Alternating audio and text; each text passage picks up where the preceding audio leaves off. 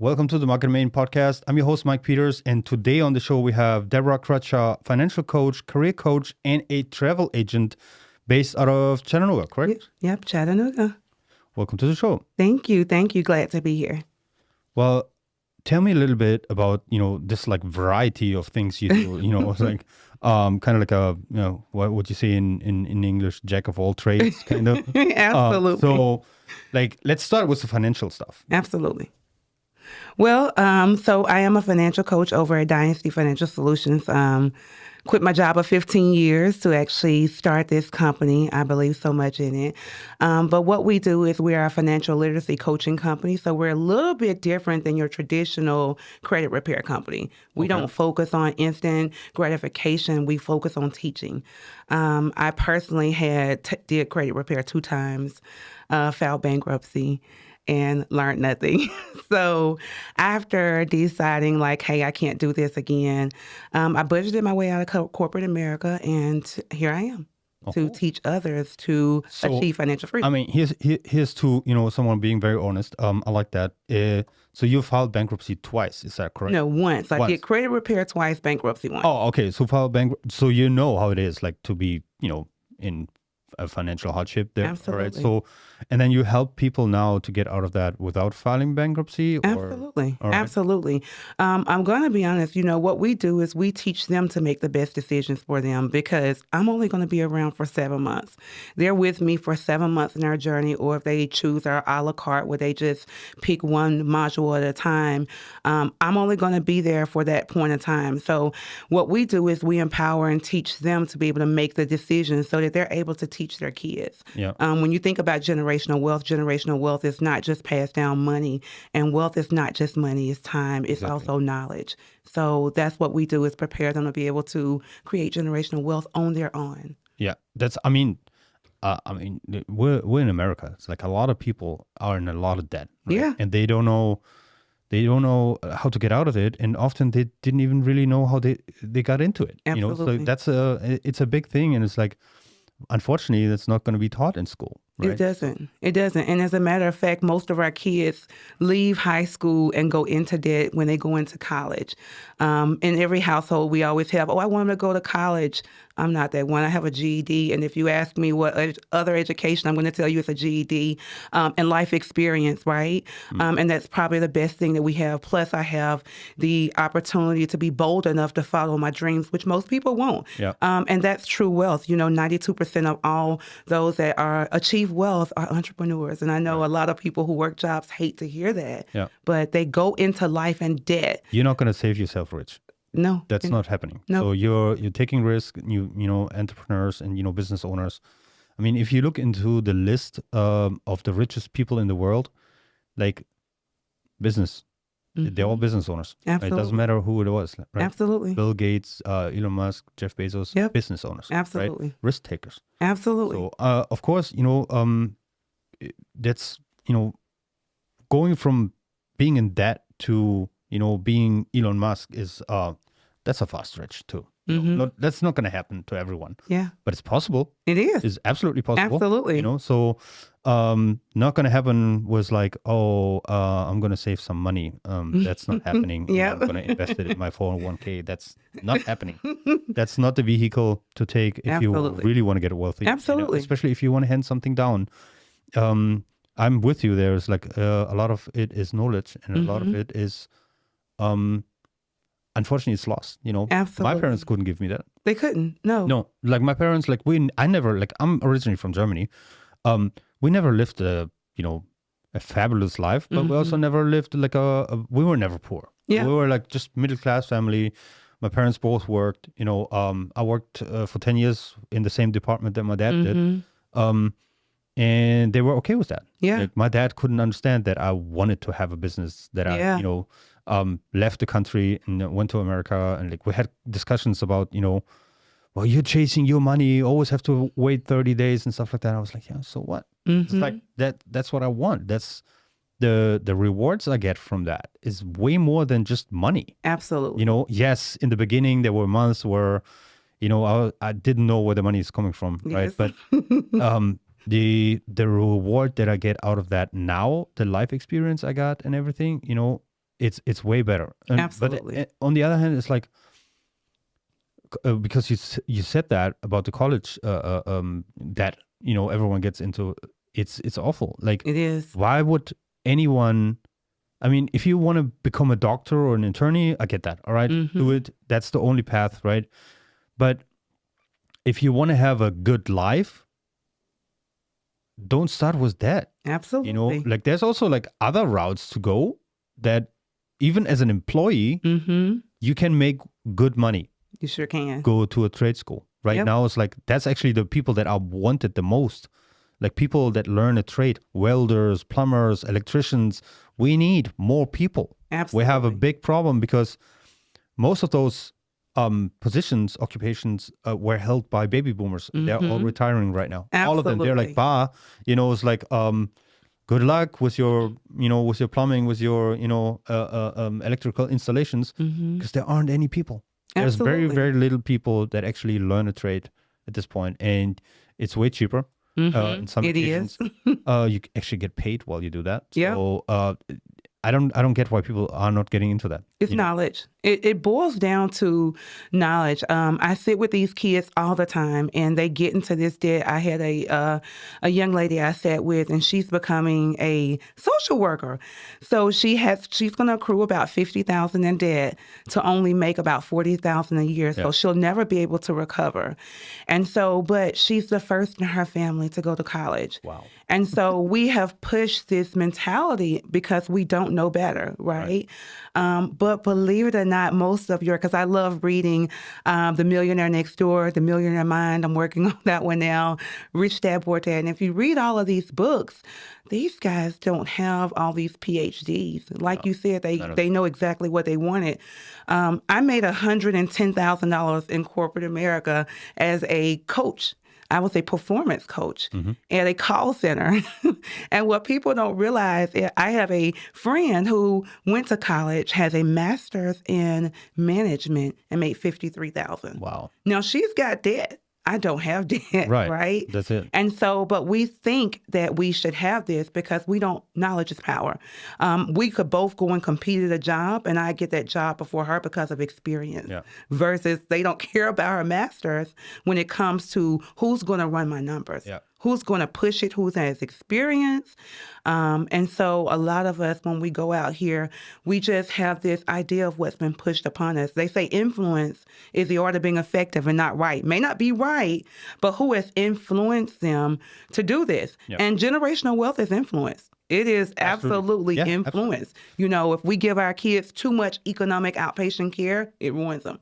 If we don't teach them about economic outpatient care, it ruins them too. So it's absolutely an influential behavior that starts at an early age.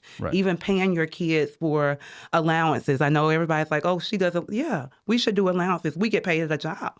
We get paid at a job, and we want to teach them working hard will pay off. And believe it or not, guys, it still does. So, well, absolutely. So that's the whole deal. Like I'm not a big, I have a college degree.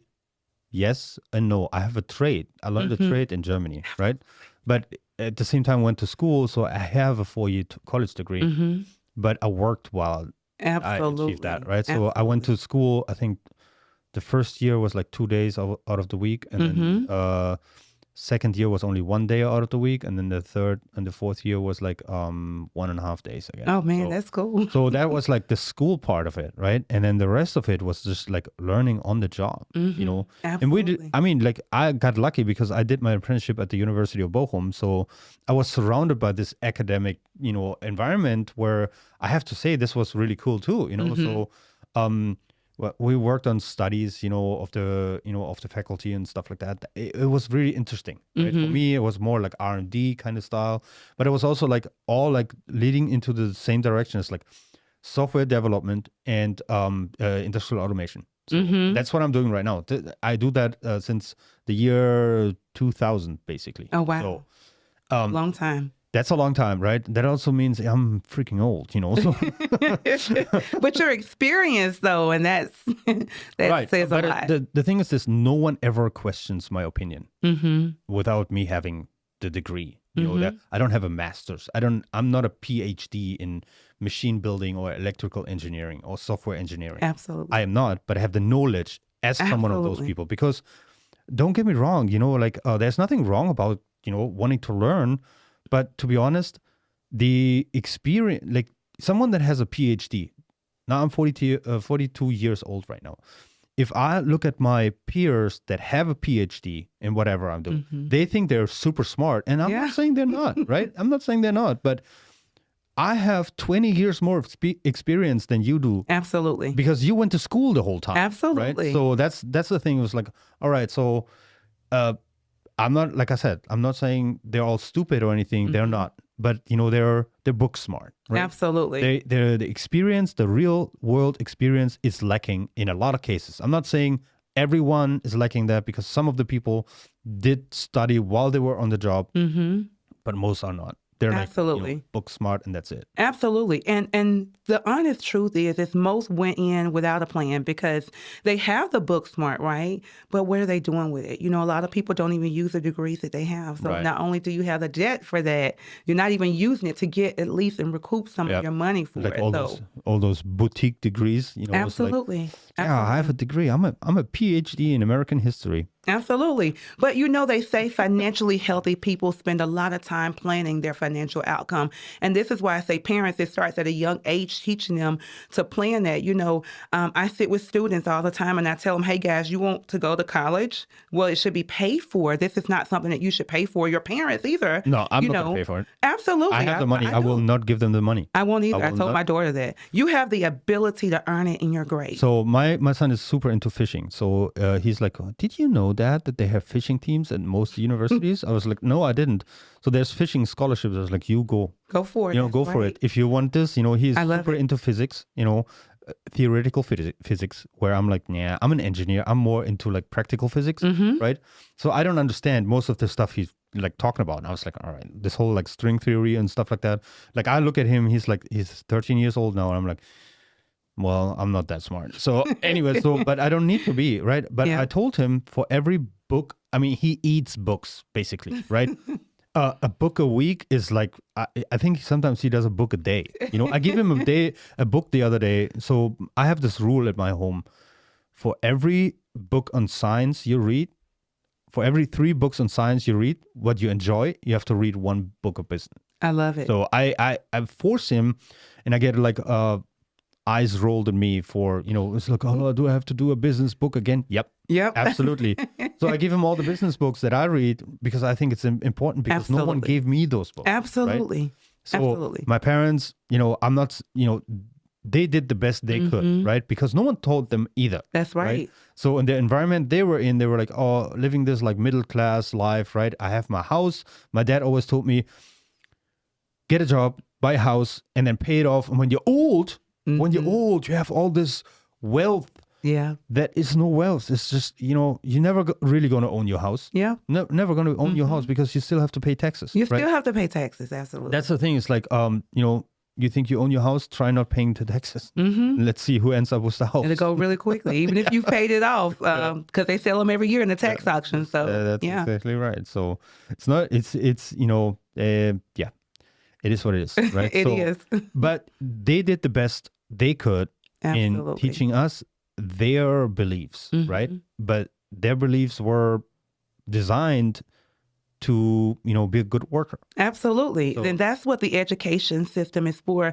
I fortunately have the ability, because I also homeschool my kids as well. So I have the ability to teach them completely differently.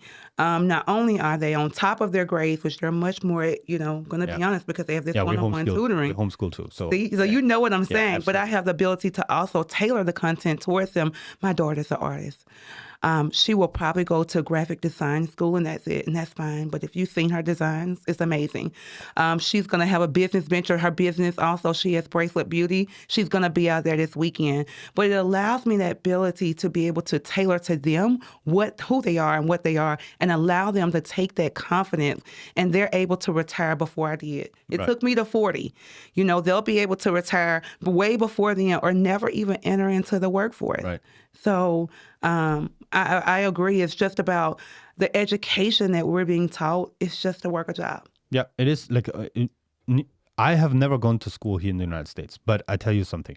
Like we have a different school system over there, but it's like if you look at it, it's really designed to create good workers, right? Absolutely. So that's all. You want good workers. You don't want the entrepreneurial environment in Germany, for example, or in Europe in particular, is not that good. It's like wow. it's not here.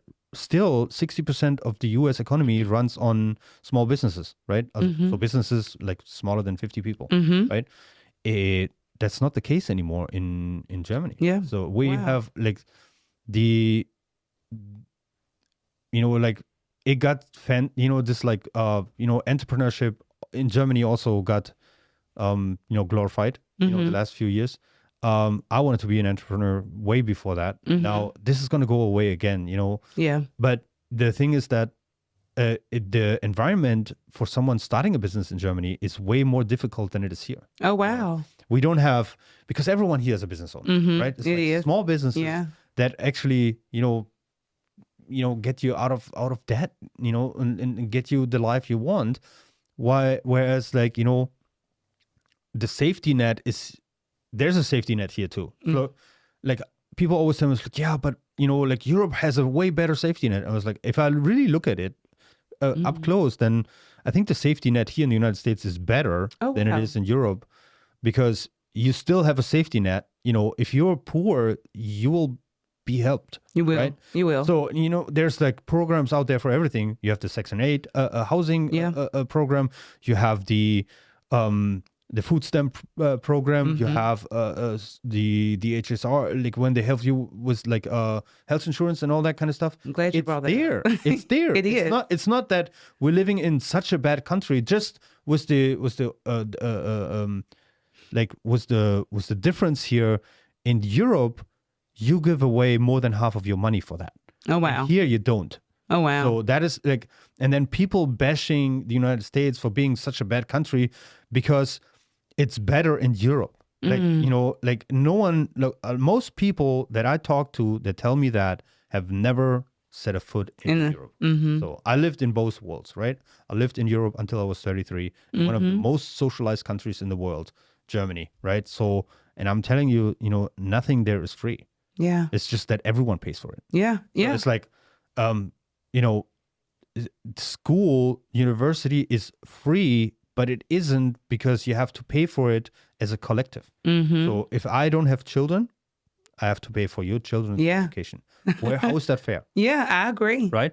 And let's say I don't have no children, or I do not have children because I didn't want to, but I can't. And now I'm punished. Yeah. So the same was like, I live a healthy life, a really healthy life. And, my neighbor is like doing drugs and, drinking all day, smoking cigarettes and all that kind of stuff. And I have to pay for his health care because he is irresponsible.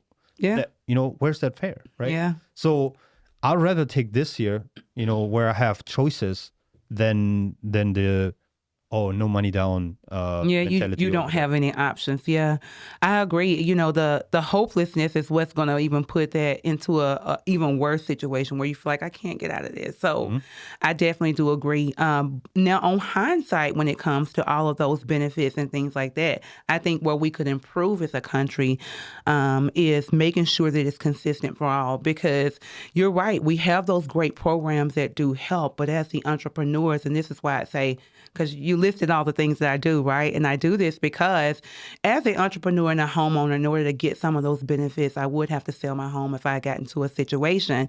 So I tell you, making sure that we use those benefits as we should, to make sure that they're stepping stones. They should be stepping stones to where we're doing something else.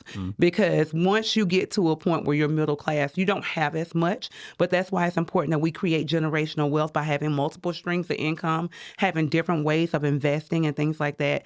Again, going back to knowledge. Knowledge is power. Give a man a fish, he'll eat for a day, but teaching him to fish is going to ensure that he eats for life. Yeah, but it's like, people actually have to do the mind shift and actually execute on knowledge. Just because I read a book doesn't change my life. I have to actually execute on whatever I learned. So, I mean, the thing is this, like,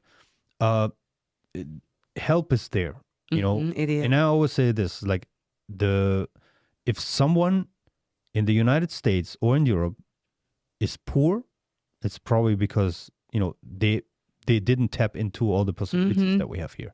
So I'm not saying it's necessarily their fault because no one taught them, but you can make a decision every day. You're online anyways on your phone all day. If you watch the TikTok videos, or if you watch, some educational videos, right? It's out there.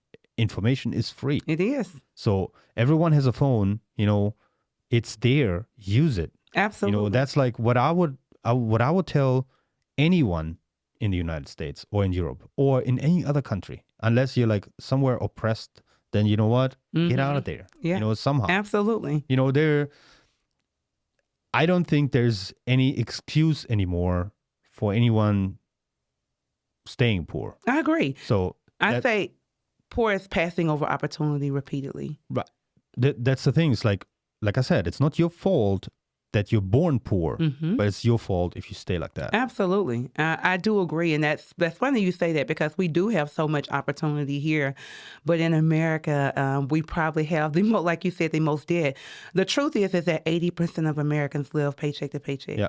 So it doesn't discriminate on rich, middle class, Doesn't or matter. poor. Doesn't matter. And it's because we simply don't hold our money accountable. We are an instant gratification society. We look to feel good now instead of understanding the long haul later. Right. I sit with people of all ages. And if you don't get it at 25, I promise you at 70, it's going to be worse. Right. And so we don't think about that, though. We're so, all the greatness that we have in America, the sad part is that we just instant gratification consumes us. Yeah. I mean,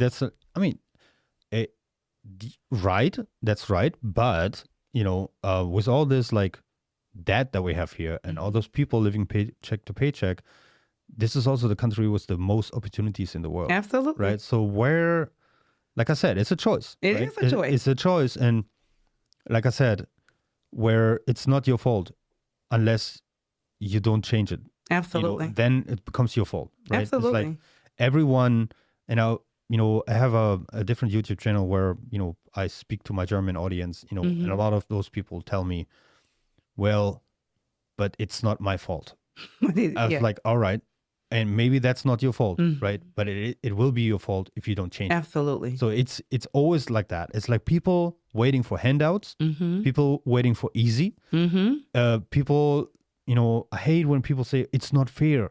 Yeah. It's like life isn't fair. It isn't. It's life is designed that the strongest survive. Absolutely. Not the ones that are like waiting for a handout. Absolutely. Right? Absolutely. The gazelle, in nature, right? It's not going to be the one surviving because they're like, no, I want a handout. I'm lazy. I want to stand around. Absolutely. It's like, if you are the fastest, you will survive. Absolutely. Right? Otherwise, the lion is going to eat you up. So that's just, evolution works like that. It does. And it's like, we are, as the human race, we stop this kind of because we're perfect, right? But like the thing is this, within our society, we're still, it's still the law of the strongest, right? It is. If you're not the strongest in your head, then you're going to be the one being eaten up. Absolutely. What the mind can believe, it can and will achieve. And that's the first thing we work on, even in our program, is that mindset first, because if you don't change your mindset to where you are now, it doesn't matter. Anything that I do, anything I teach you will not be received to fall on deaf ears, as I would say. So yeah, that's exactly right. It's like, it's the mindset. It's like, you have to change first. I say that, you have to change your life, but then you have to live your change. I agree. Right? So that's like, otherwise it won't work, So yeah, that's absolutely cool. So you also like do career coaching. So tell me how that works. Well, I first started out and I was not doing career coaching, but as I got into coaching and things like that, I was like, oh my gosh, a lot of people just don't have the right job. You're not going to achieve financial wealth working at McDonald's for 30 years. I'm just going to be honest with you. And so we would find that they don't have the right job. And that's a fact. So I did get into career coaching because I'd done that for 15 years at my past employer. I was like, well, why not? But what that does is it helps you prepare for a job. A lot of people go into it and don't realize old school. They say nothing's new under the sun. Well, it's true. Your first impression is your last impression. I can tell you as being an employer before or an employer now, I'm very keen on my employees, especially as a financial coach. If you come in and you look some kind of way and you're talking to people where you're supposed to instill hope, they're not going to bite into that. So just old school things, resume, cover letter, how you go into a job. I found that a lot of those areas, our kids don't know how to do. Yeah. They genuinely don't know how to go into a job and get a job. Because no one told them. Nope, no one told them. That's the thing. It's like a lot of stuff that was like normal, like 20, 30 years ago. It's not normal. It's not normal anymore. Nope. And then it's like at the same time, the work ethic is like, it's not there either anymore. Absolutely. But it's like, I see it this way. It's our generation's fault. Absolutely. And it's the generation before, right? Like the Gen Xers basically, they effed it up for everyone. They did. Because they made like soft people. Absolutely. So it's like instant gratification, but I want an 8th place trophy. And absolutely. That kind of stuff, not like I said, I don't want to generalize, but generationally speaking, that is true. Absolutely. It's like, it's unfortunate, the more, I mean, if you're a millennial or Gen Z person, and you have good work ethics, man, you're gonna make it so. Yeah, you are. So far, it's so easy. I'm proof. I'm proof. Right. So it's like if you get this done and you like actually put the work in, and being reliable. Absolutely. It's going to be great for everyone. It will. And it stands out. Great. That's the one thing that they don't realize is it stands out because so many people don't.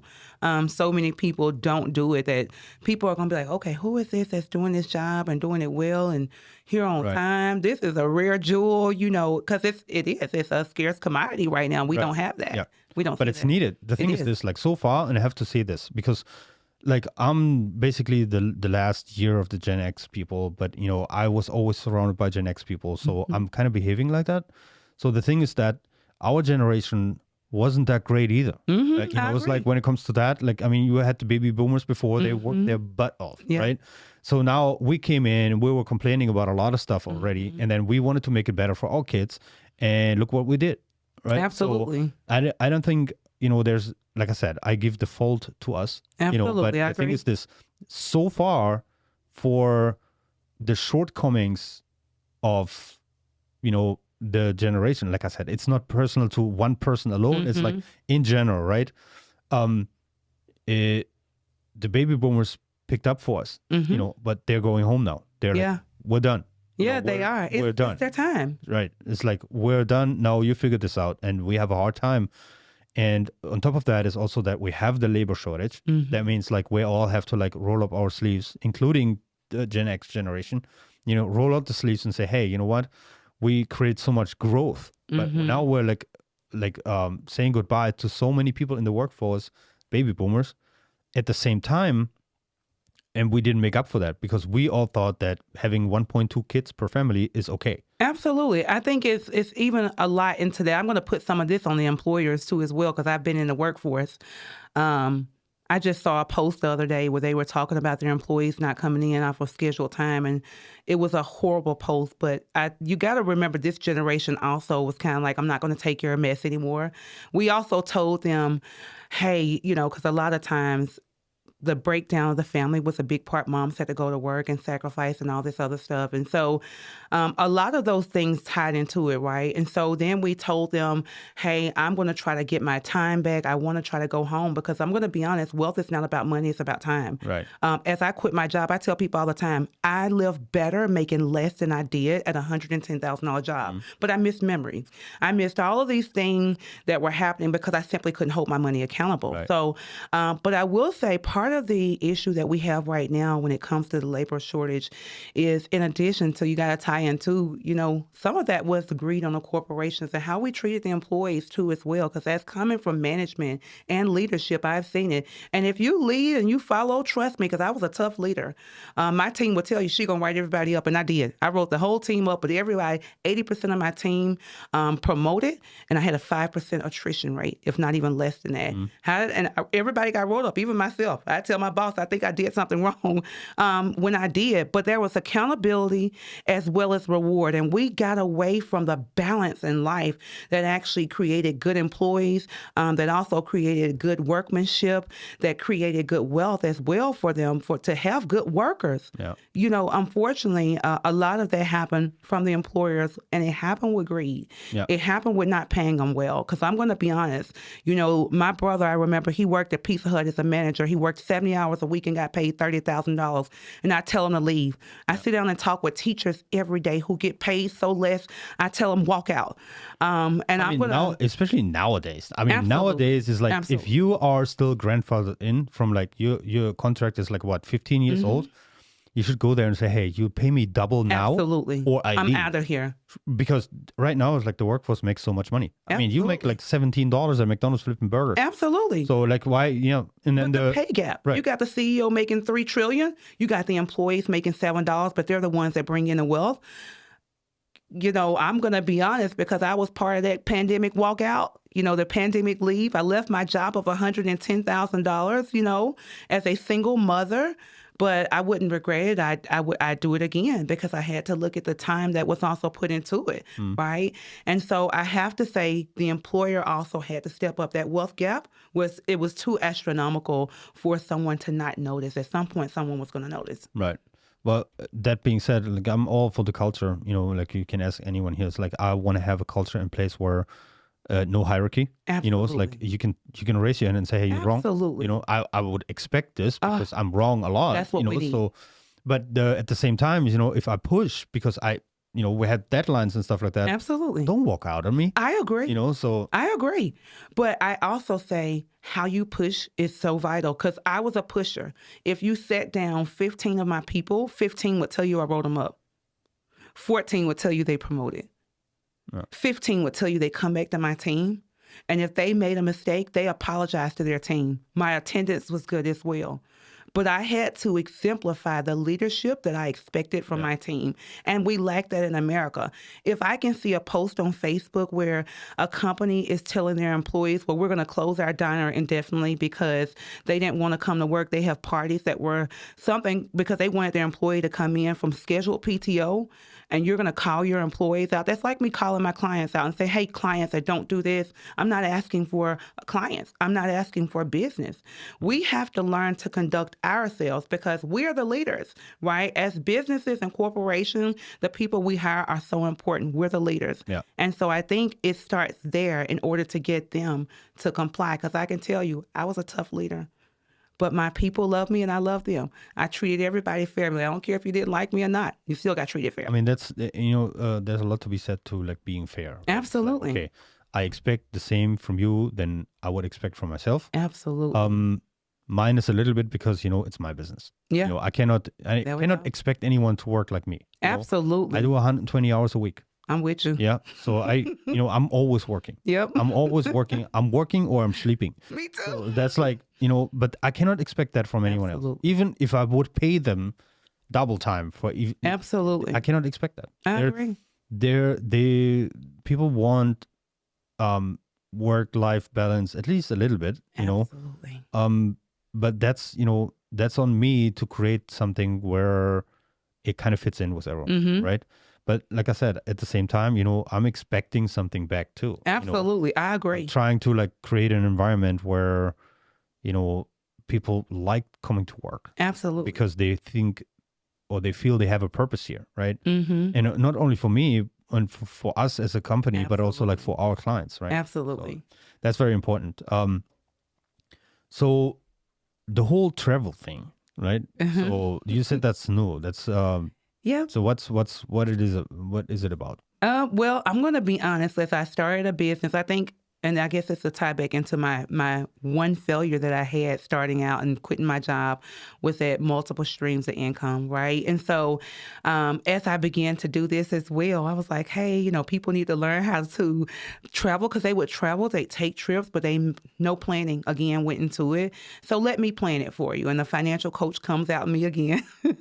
And I'm able to offer them a planner for their vacation. I list all the amenities. So that's something that stands out about us, is you get the ability to have me list everything, because I go and I estimate gas. I estimate everything to get you a full budget, because a lot of people think I had someone wanting to go to Disney and think, oh, I can go to Disney tomorrow. And nope, it's $5,700 for you and your family, right? And so that cost can be unrealistic, and we'll charge it. Then we'll just charge that up, and then here we go, and we're in a bad situation. So you're basically, okay, so you sitting down, you're like a travel agent that actually is more like a travel planner, and say, hey, Absolutely. Okay, all right, yeah, that's right. The flight is this, the hotel is this, and the ticket for the park is this. But Absolutely. like everything else that you have to spend, you know, if you want to eat in the park with your family, that's going to be $100 each stop. I plan it all. Minimum. Absolutely. Minimum. And a lot of people don't. All right. Because they do it. There's like, it's interesting. Like I once, like shortly before I came over here, I was about to build a company a little bit. You know, I'm a big thinker. So I went to the drawing board and have drawn up a business plan for a travel agency for people from Germany that want to come to the United States and want to have a little bit of like a more like a, you know, an insider look on things, rather than just like, oh, I go to Tampa, I go to Florida, you know, and like have this like canned vacations, you know, where it's like offer to everyone, like basically everything beyond the tourist path, right? So I've drawn this up, and I was like, the business plan was actually so good that I needed $1 million or euros back then. Wow. All right, so to like build this, it was so well thought through that, you know, you could come on our website, you book flights directly on our website. We would directly book them at the airlines, so we would be an integrated, you know, travel agency. At the same time, someone like you is like, hey, I want a travel agency, could like just get a knockoff, not a knockoff, but like basically it's like an Airbnb, but for everything, right? Yep. So, and it was $1 million that I needed, and I went to a bank, showed them my my business plan, and they were like, we'll give you $800K. You have to bring 200 yourself. Okay. And I just failed to raise that money because I've never done anything like that before. I didn't know where to go. The problem was like venture capital in Germany, the venture capitalists that would give you such an amount of money, they're banks too. So there's like, there's no real person or like a real VC company like you have that here, or at least I didn't know of them, right? So coming back to knowledge, right? Yeah. I just didn't know. I failed. It was my fault. And then I got a job offer for Chicago from an automotive company, and I took that. So because the only reason I did this was really only because I wanted to be in the United States. Yeah. That was my goal. I wanted that legally. It's a plan. Right? It's a plan. So that was like, okay, so now I got this other offer that got me here, where I was like, all right, why would I do that? The only reason I did this was... It worked out better. So, look at that. Well, you know, I mean, in hindsight, you know, if you think about it, COVID would have killed me. Yeah. Like, if that would have gone through, like everyone at that company, and if it would have grown at the pace that I wanted it to, and I think it would have, because it was a highly like automated process and everything, like that was why it was so expensive in the first place. If I would have done that, there would have been hundreds of people affected of, you know, the COVID shutdown, because concentrating only on the United States and the whole travel ban and everything, you know, between Europe and the United States would have not only killed my company, would have made a lot of people unemployed. Yeah. At the same time, because it was built up that, you know, you as a little guy could benefit from our system and build your own, you know, kind of like an Amazon store, right? Yep.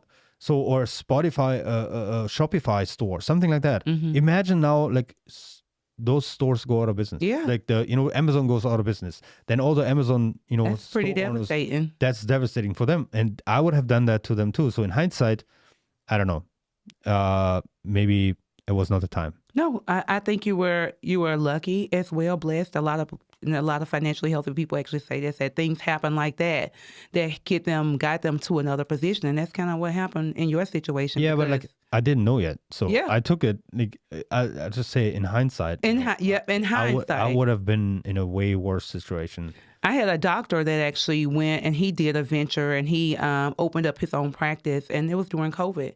And he lost everything because it was during COVID. Mm-hmm. People weren't going to the doctor; they were staying home. And so, as a PCP, he was like, it wasn't a need. Yeah. So, in hindsight, the whole medical, I didn't understand. Whereas, like doctors didn't, see patients, like they just wouldn't, Yeah. So that's, that's really bad. It was bad. We had a personal bad situation there too. Oh no. But like the whole deal was like the shutdown. I think we shouldn't have done that. I agree. The thing is this, like me personally, that changed my life, mm-hmm. like financially, and also like from a mindset point of view. Me too. I've always been this like, I want to be an entrepreneur, and I thought I'm like on the right path and had the right mindset, but I didn't think big enough mm-hmm. until that point. And mm-hmm. then I changed my mind during the shutdown, where I was like taking a job because nothing went, right? Like mm-hmm. nothing was going on anymore. And I was like falling in the same trap than anyone else. First, I thought, well, give us another 2 or 3 weeks. No one's going to talk about this shit anymore, mm-hmm. right? Yeah. So that was really, I was like, yeah, that's another thing. Another thing. I was like, all right, media, right? Yeah. So, but it didn't go away. I took a job in February of that year in 2020 and worked for someone else, mm-hmm. and I've quickly realized that isn't for me anymore. I can't do that. I was on my own already for years before. I couldn't take it anymore. It was a good paying job. They paid me like I think $140K for mm-hmm. living in Chicago. That's not making you rich, but it's like it's a good salary, right? So that's good money. The deal was this: I couldn't stand it. I didn't have anything else lined up. I still quit my job. I was like, that's not working. Let's not do this. This is not me. Came home. My wife had a lot of like not so warm words for me in the midst of the pandemic. Told me basically, it's like, why are you doing this? This is crazy. You have nothing else lined up. Nothing is going. Don't do that. And what I did was like picking up some books, and kicking myself in the butt, and just like picked up the phone and called so many people, and I generated 400% in growth in that year just by working 6 months. Wow. So, and since then, we have 10x the business since 2019 to this year. Oh, wow. That's amazing. More than 10 times. That's amazing because most businesses don't make it for 5 years. So to hear that you did that was We're number amazing. 6. Year number 6. We're actually, our birthday, Pitco's birthday is next month on the 29th. Okay, 6 years. Well, awesome. So we made it past year 5. Now let's just make it past year 10. Okay. The goal is to like 10x again the next 2 years. So we wanna get to a revenue of 20 million by end of next year. So that's amazing. That's amazing. We're working on that very hard, and that's what producing. We're creating more products and more services right now, and pushing really hard that gets out. Yep.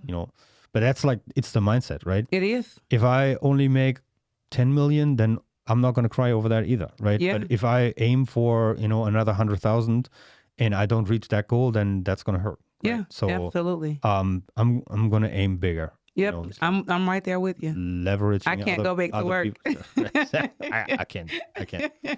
And I wouldn't. I would probably do something else. And if it's like, I don't know, something I didn't, think about before, but mm-hmm. I have this newfound like knowledge, right? So basically, it's 10 by 10 by 10, right? I need mm-hmm. 10 people working 10 hours a day for me, making $10 for me mm-hmm. each hour. Yeah. Is that so hard? No. I'm not talking about I need people to make $1,000 a day. No, yeah. I'm talking about someone making $10 for me, meaning like, I outsource someone that it doesn't matter what it is, right? Mm-hmm.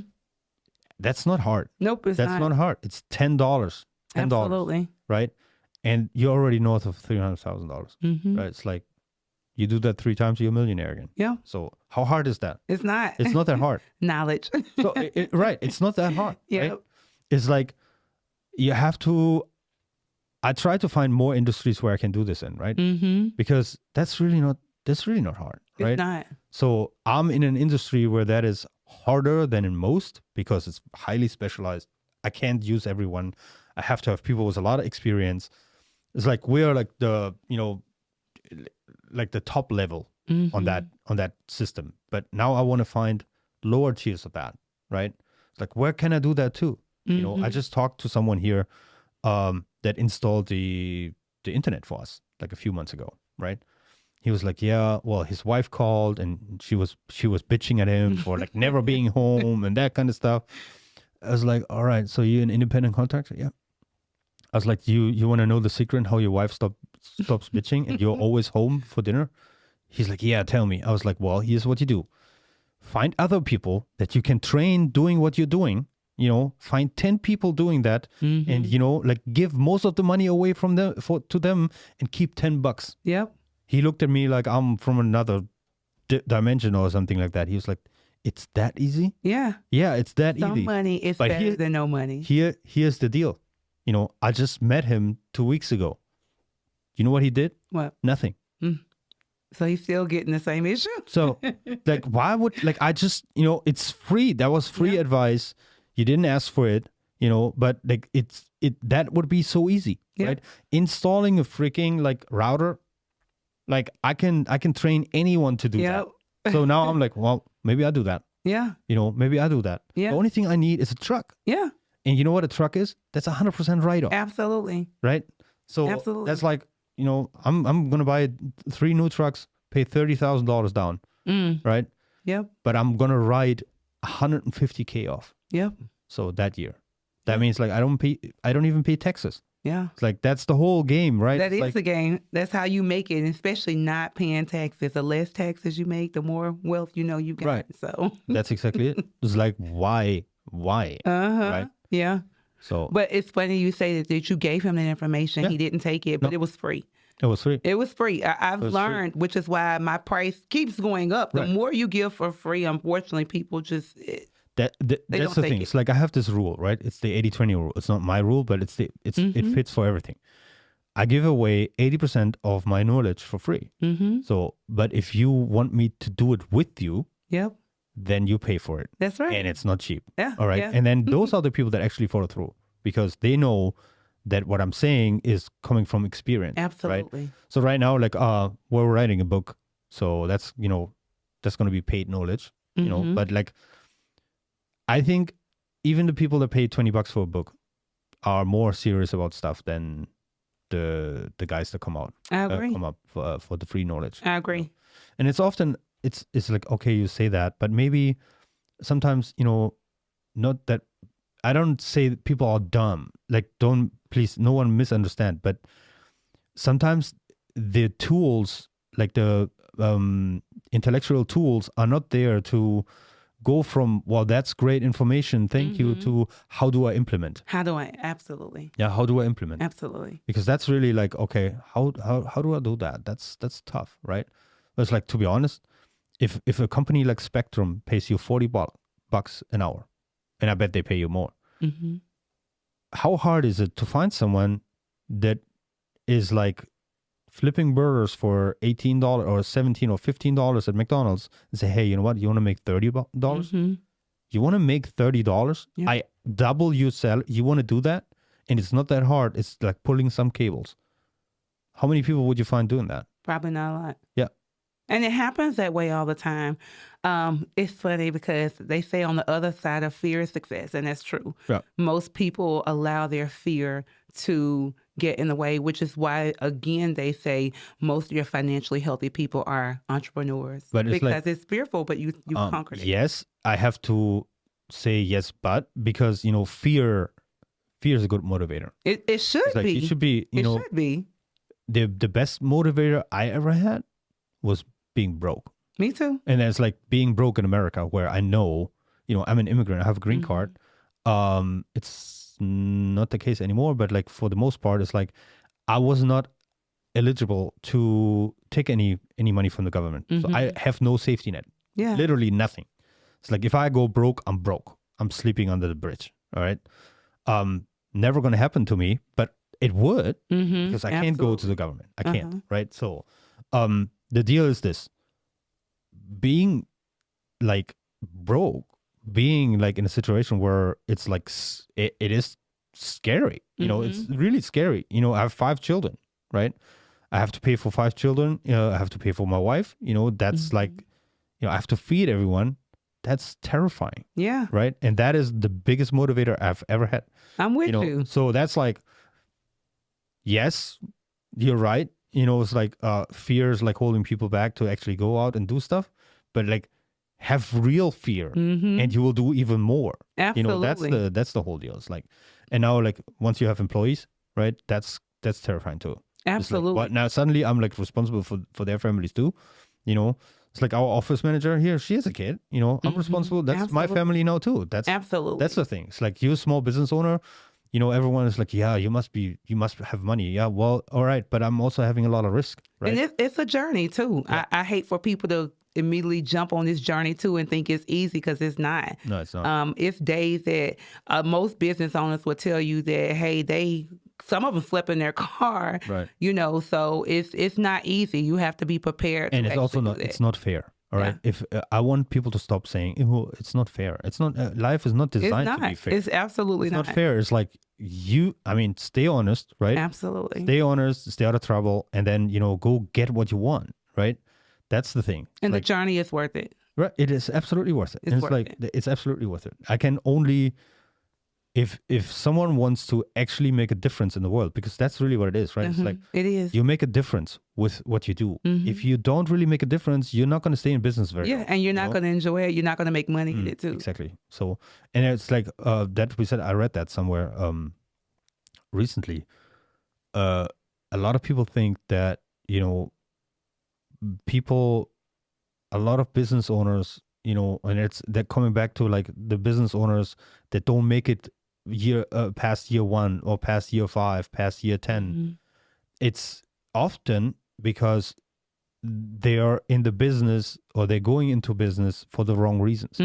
Because believe it or not, 90% of people found their own business not because they want to do what they're doing, but because they don't want to work for someone else. So the reason is not, hey, I want to help people grow their businesses.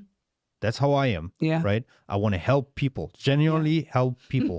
I have found my current successful business, the Peters Industry Training and Consulting. It was a training business. What I wanted to do is I wanted to help coal miners that were out of business in West Virginia because of, you know, what happened with the regulation during like the Obama and Clinton years, you know, where they shut down all coal mines in Appalachia. I wanted to help them transition from being a coal miner to being an automation engineer, all right? Because we need a lot of people in automation. Yeah, we do. And that was the reason why I did this. This was generally, I wanted to help people and make money with it, of course. But like, that was the reason. And that's why I'm successful with that, because I'm a helper. Yeah. Right? That's me. I want to help people. The same with the marketing now. I did this for myself. And now I was like, I can help other people with this too. So I'm still a helper. Yeah. You know, that's the thing. I have a purpose, right? Yeah, I believe that's why this will work. If you only do that because you don't want to work for someone else anymore. And like I said, I have that too, right? I can't anymore.